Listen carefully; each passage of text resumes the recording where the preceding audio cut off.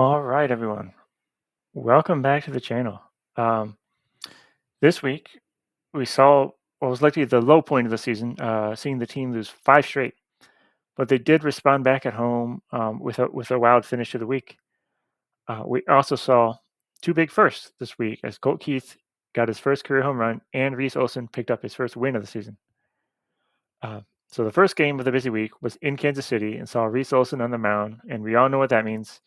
He'll pitch well but get a tough luck loss. He actually left the game with an injury in the second inning after giving up only one earned run.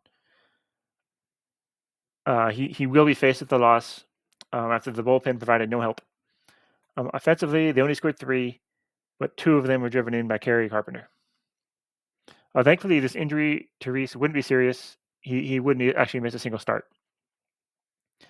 Game two was a really ugly start for Casey Mize, whose early season magic seems to be fading. This one was never really close, as the team would score just 3 runs again. Colt Keith had back-to-back strong games though, so maybe he's finally getting into shape. In game three, yet again, the team would only score 3 runs, as is the norm for this road trip in Kansas City. It would be an ugly sweep overall.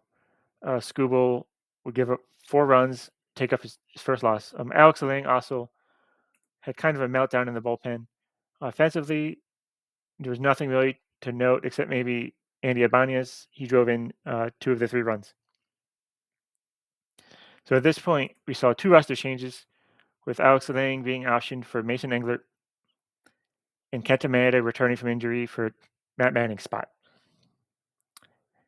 So this team would also return home to face the Blue Jays. Game 1 saw Jack Flaherty on the mound, and the run of losses would continue through one entire trip through the rotation.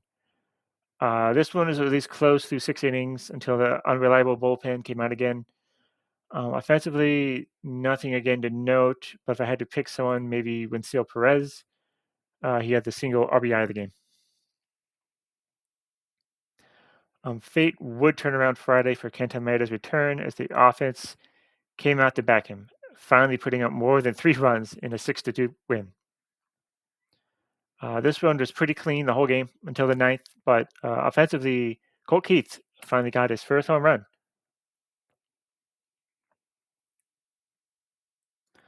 Game 2 was a typical Tigers one-run game. They played so many tight ones this year, especially with Reese Olson on the mound.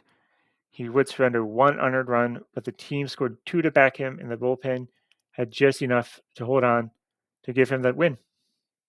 Kerry Carpenter provided the entirety of the Tigers' offense today. And after that, the week would end with the Tigers picking up the series win against Toronto in the wildest way possible, a 14-11 walk-off win.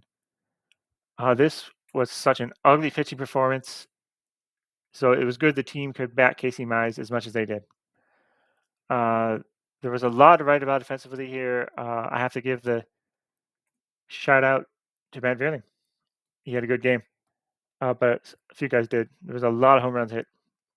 So overall, they go 3-4 in a busy week, but that response against Toronto maybe can really turn things around.